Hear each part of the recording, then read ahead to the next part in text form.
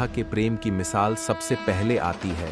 राधा श्री कृष्ण के प्रेम को जीवात्मा और परमात्मा का मिलन कहा जाता है। राधा श्री कृष्ण का बचपन का प्यार थी। श्री कृष्ण जब 8 साल के थे तब दोनों ने प्रेम की अनुभूति की। राधा श्री कृष्ण के दैवीय गुणों से परिचित थीं। उन्होंने जिंदगी भर अपने मन में प्रेम की स्मृतियों को बनाए रखा। यही उनके रिश्ते की सबसे बड़ी खूबसूरती है। कहा जाता है कि श्री कृष्ण को केवल 2 ही चीजें सबसे ज्यादा प्रिय थीं। ये दोनों चीजें भी आपस में एक दूसरे से गहराई से जुड़ी हुई थीं। बांसुरी और राधा। कृष्ण की बांसुरी की धुन ही थी जिससे राधा श्री कृष्ण की तरफ खींची चली गई। राधा की वजह से श्री कृष्ण बांसुरी को हमेशा अपने पास ही रखते थे। भले ही श्री कृष्ण और राधा का मिलन नहीं हो सका, लेकिन उनकी बांसुरी उन्हें हमेशा एक सूत्र में बांधे रही। श्री कृष्ण के जितने भी चित्रण मिलते हैं उनमें बांसुरी जरूर रहती है। बांसुरी श्री कृष्ण के राधा के प्रति प्रेम का प्रतीक है। वैसे तो राधा से जुड़े कई अलग अलग विवरण मौजूद हैं। राधा कृष्ण के चाहने वाले हम सभी को भले ही यह बात थोड़ा दुखद सी लगती है, लेकिन यह सत्य है कि राधा कृष्ण से मिल नहीं पाई और राधा की शादी कहीं और हो गई थी। अंततोगत्वा राधा की मृत्यु भी हो गई थी। आइए जानते हैं राधा की मृत्यु कैसे हुई, इसका पूरा रहस्य, वह पूरी सच्चाई। दोस्तों, अगर आप भी श्री कृष्ण के भक्त हैं तो वीडियो को एक लाइक कर देना और कमेंट में जय श्री कृष्ण जरूर लिखना और हमारे चैनल को सब्सक्राइब करके घंटी को बजा देना। दोस्तों, भगवान श्री कृष्ण से राधा पहली बार तब अलग हुई जब मामा कंस ने बलराम और कृष्ण को आमंत्रित किया। वृंदावन के लोग यह खबर सुनकर दुखी हो गए। मथुरा जाने से पहले श्री कृष्ण राधा से मिले थे। राधा कृष्ण के मन में चल रही हर गतिविधि को जानती थी। राधा को अलविदा कह कृष्ण उनसे दूर चले गए।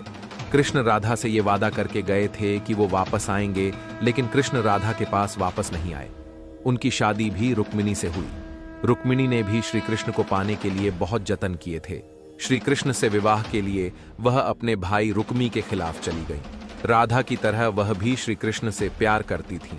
रुक्मिणी ने श्री कृष्ण को एक प्रेम पत्र भी भेजा था कि वह आकर उन्हें अपने साथ ले जाएं। इसके बाद ही कृष्ण रुक्मिणी के पास गए और उनसे शादी कर ली। कृष्ण के वृंदावन छोड़ने के बाद से ही राधा का वर्णन बहुत कम हो गया।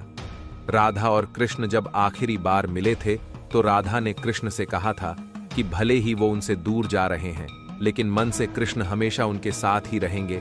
इसके बाद कृष्ण मथुरा गए और कंस और बाकी राक्षसों को मारने का अपना काम पूरा किया। इसके बाद प्रजा की रक्षा के लिए कृष्ण द्वारका चले गए और द्वारकाधीश के नाम से लोकप्रिय हुए। जब कृष्ण वृंदावन से निकल गए तब राधा की जिंदगी ने अलग ही मोड़ ले लिया था। राधा की शादी एक यादव से हो गई।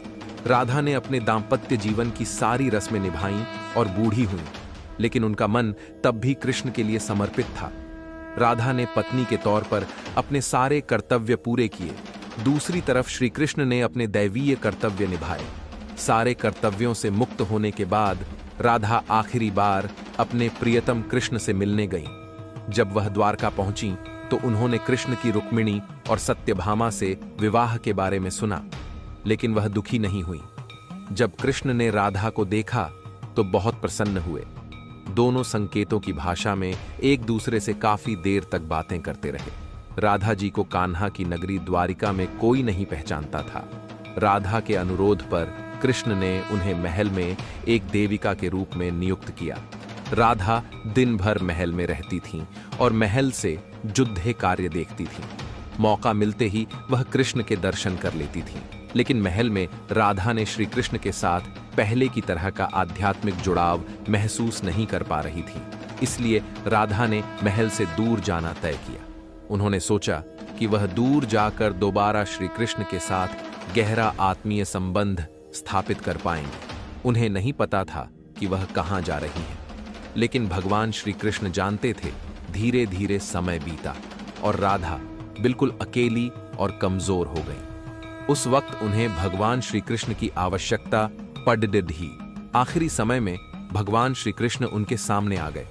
कृष्ण ने राधा से कहा कि वह उनसे कुछ मांगे, लेकिन राधा ने मना कर दिया। कृष्ण के दोबारा अनुरोध करने पर राधा ने कहा कि वह आखिरी बार उन्हें बांसुरी बजाते देखना चाहती है। श्री कृष्ण ने बांसुरी ली और बेहद सुरीली धुन में बजाने लगे। श्री कृष्ण ने दिन रात बांसुरी बजाई। जब तक राधा आध्यात्मिक रूप से कृष्ण में विलीन नहीं हो गईं। बांसुरी की धुन सुनते सुनते राधा ने अपने शरीर का त्याग कर दिया। हालांकि भगवान कृष्ण जानते थे कि उनका प्रेम अमर है, बावजूद वे राधा की मृत्यु को बर्दाश्त नहीं कर सके। कृष्ण ने प्रेम के प्रतीकात्मक अंत के रूप में बांसुरी तोड़कर झाड़ी में फेंक दी। उसके बाद से श्री कृष्ण ने जीवन भर बांसुरी या कोई अन्य वादक यंत्र नहीं बजाया। कहा जाता है कि जब द्वापर युग में नारायण ने श्री कृष्ण का जन्म लिया था, तब मां लक्ष्मी ने राधा रानी के रूप में जन्म लिया था, ताकि मृत्यु लोक में भी वे उनके साथ ही रहे। दोस्तों, राधा के जाने की कहानी सिर्फ प्रेम और वियोग की कहानी नहीं है। यह आध्यात्मिक अनुभूति और दिव्य प्रेम की एक गहन यात्रा है।